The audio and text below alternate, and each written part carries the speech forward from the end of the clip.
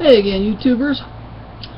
I want to do this video as a response video to one that I saw on the Working Title Project channel. It's a video called Body Hatred with Carson, Andy, Jay, Frank, and Jess as the the four people in the video. Carson, whom I also have known as, and you also may know as Cyborg Unplugged, started it off.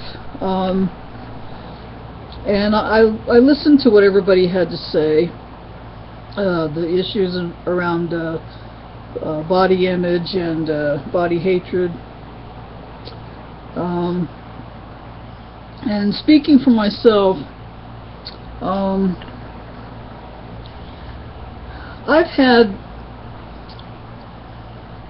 throughout my lifetime, I've had two major body hatred issues. The one involves my struggles with weight, which are ongoing. I come from a family that is prone towards obesity. I don't know if it's genetic or what it is, but my immediate family, close relatives, aunts, uncles, cousins, grandparents, there's a lot of obesity in my family tree. And I've struggled with it for most of my life. When I was a little kid I was fine, but then once I got to be around my teenage years, and that's when I started packing on the pounds. I guess puberty had something to do with that. And I'm still, well, I mean, let's just say it. I mean, I guess you would call it, they would call it morbidly obese in the medical community.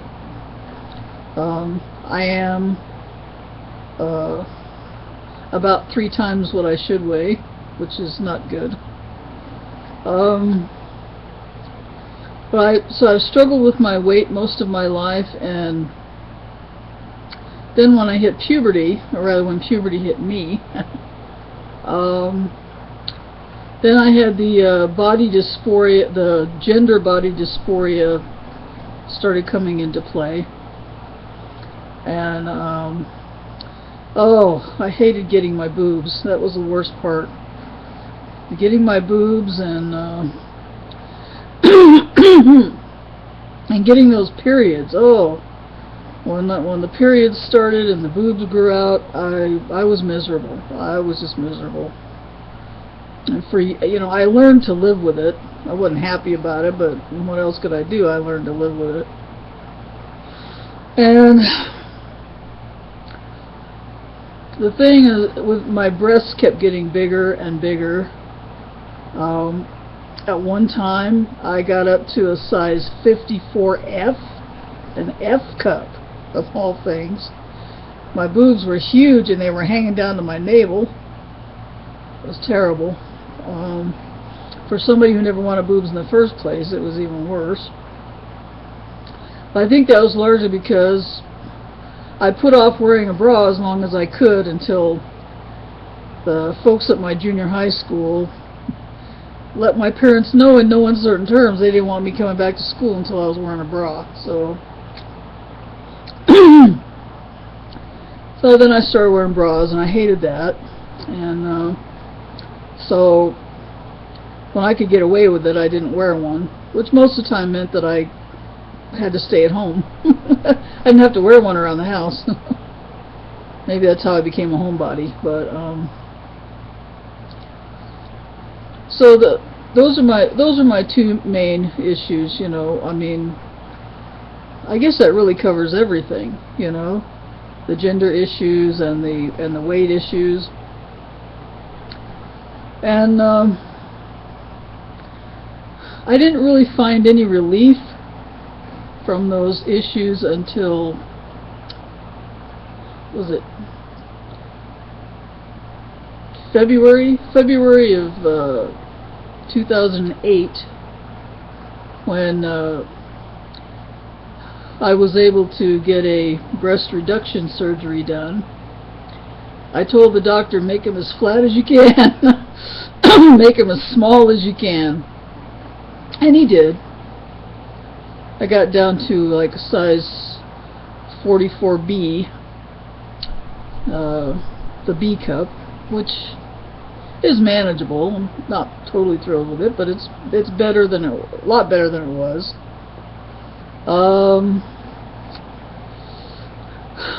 So I learned to live with small boobs, and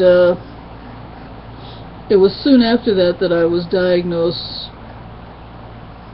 But 2 months later, that I was diagnosed with the ovarian and uterine cancers. And I had always wanted to be done with the periods, just, you know, the menopause, you know, come on menopause, come on. Well, I got what I asked for. Not the way I expected, but so I got the radical hysterectomy. They took everything out. All, you know, the cervix, the uterus, fallopian tubes, ovaries, the whole thing. And I was actually relatively happy about that because I wanted to be rid of him anyway. But little did I realize just how dramatically that surgery was going to change me. Not only in physical ways, but in mental and emotional ways.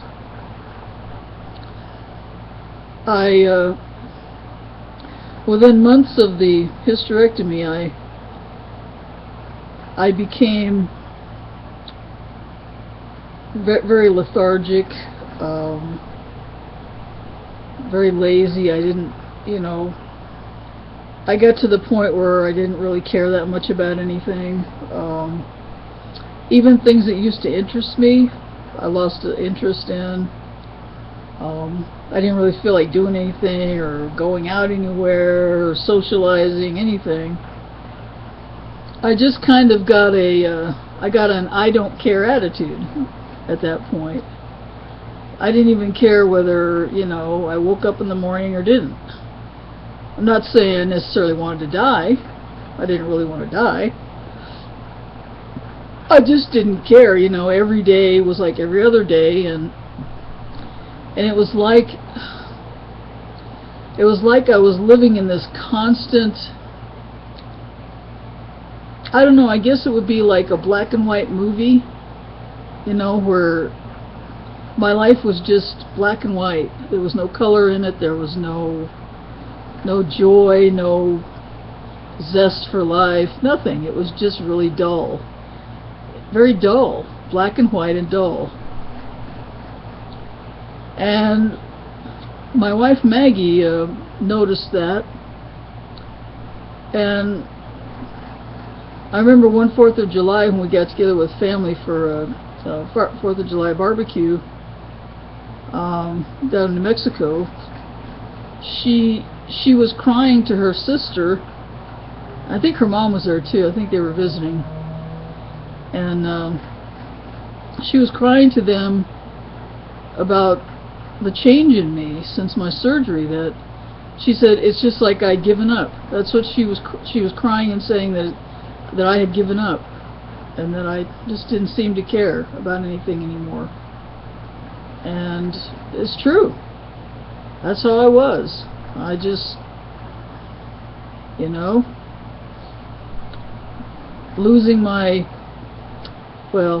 having my hysterectomy did that to me. Not only did it take away my periods and all of the stuff associated with that, but it robbed me of my zest for life, which is really odd to me. But that is exactly how I felt. I've read somebody somewhere on one of the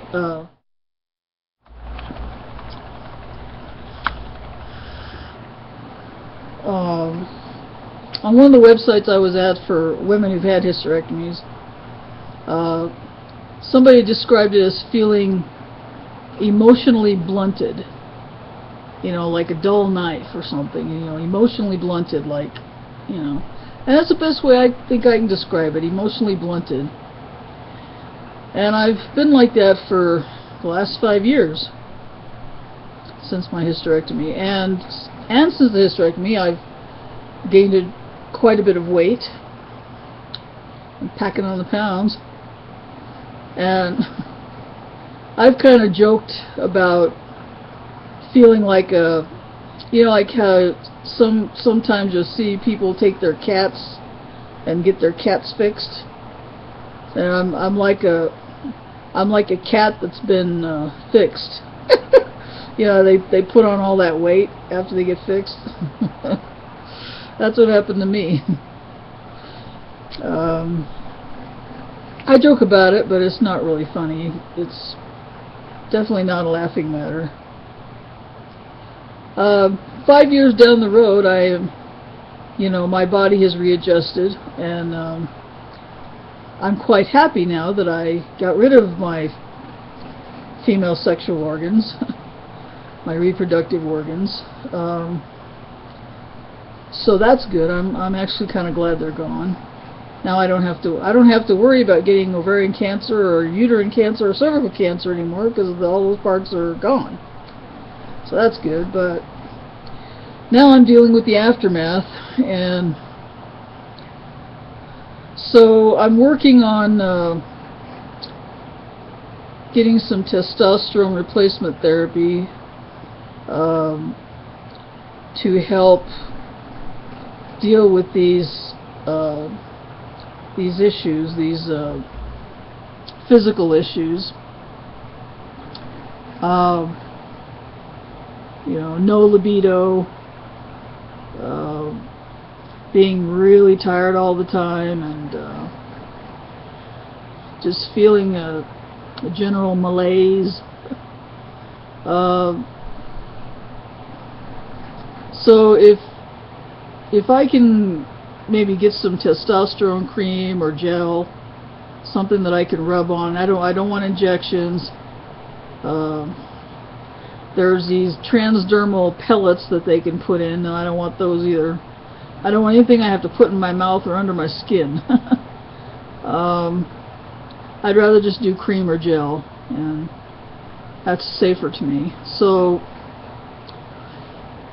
that's what I'm going to work on. But I certainly can understand the problems that people might have with you know, I see all the stuff in the media like everybody else, you know, all this thing about youth, and it's all about youth and being skinny. That's it. You got to be skinny and attractive and youthful, and, you know, they present this very narrow picture. Well, I've seen some people older than me, some truly elderly women, who really look good for their age, you know, who are, you know, maybe not, you know, what they would consider pretty in the face, but have very, you know, slender bodies, and, you know, they get around just fine. So I don't know, I don't really get the whole thing, you know, the youth and thinness and beauty thing. Because, as Carson pointed out, most people are not like that. You know, it doesn't take into account, for one thing, it doesn't take into account older people who may still be fit, physically fit and healthy, you know, maybe, granted, have some wrinkles, maybe some gray hair, you know. Beauty is in the eyes of the beholder. And I think all this crap that the media tries to get everybody to believe, you know, this, that you have to be young and thin to be attractive, and have a pretty face if you're a woman. Well, their idea of what a pretty face is. I think it's all ridiculous, you know. Very few people could possibly ever live up to that image.